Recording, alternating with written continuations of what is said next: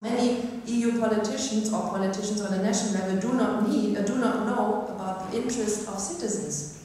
There are many interests, there are many proposals, there are many actions on the level of citizens, of citizenship projects and proposals that are not taken up. They are far away from Europe, but they are all about Europe. It's basically 365 days a year that there is a celebration about Europe. It has nothing to do with any European program, any European project, any European policy somewhere made in Brussels.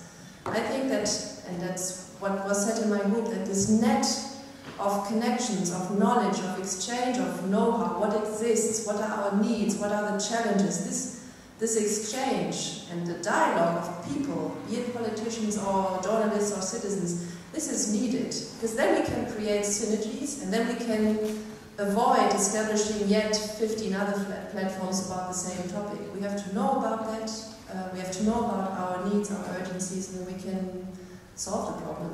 Yeah, okay, we can blame politicians in the European community, but we're citizens, and we also have our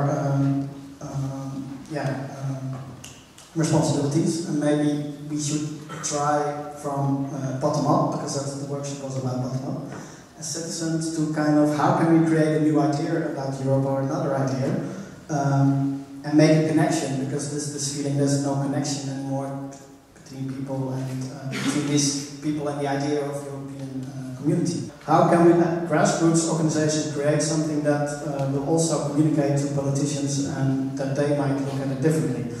We were talking about creating stronger alliances. So in the grassroots organizations, creating stronger alliances and cross-sections, meaning that lawyers, bankers, philosophers, scientists, artists actually connect to each other.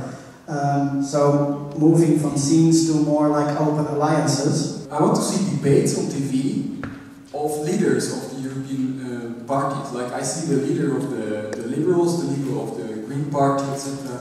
And I can see it and I know who are they, how do they speak, what do they speak, how do they talk. I mean, I've never seen them actually. I'm one of the few persons in society that is interested in European Union politics, but I never see them, I never hear them, and I only need to go to, I need to do my best to hear them, and I think that's the reason why I don't understand their language, and lots of people don't understand their language. Well, we might to find a way of creating a sort of a new European assembly which is able to bring together what we call a new European social contract.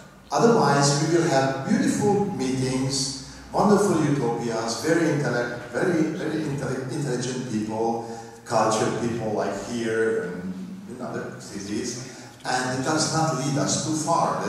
We don't convert our dreams, our wishes, our visions into deeds. We won't get this right until we change the name of the United Nations from being United Nations to being United People. And once we've got united people, we can disagree as much as we like about what we wish to be united about, but until we've got some forum in which we can be united and that can challenge the nation states and their membership, we're going to be always having a real difficulty with global issues. And this comes back to this fourth question about who are we as a citizen. We have multiple connections.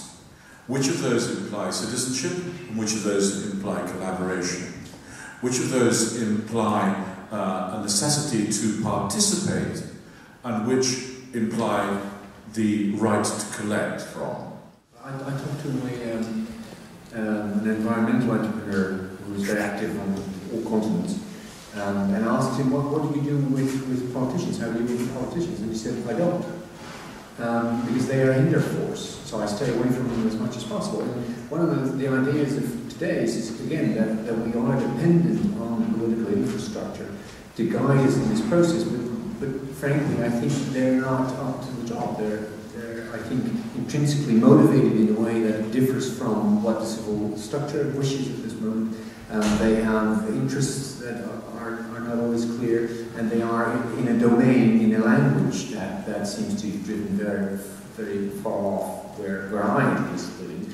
And I'm not an activist by nature, but I think it's interesting for us all to contemplate a model where we are less dependent on the politicians nationally and European-wide in establishing what we dream of. So ways of really diminishing financially, ideologically, politically, diminishing our dependency on the current political generation.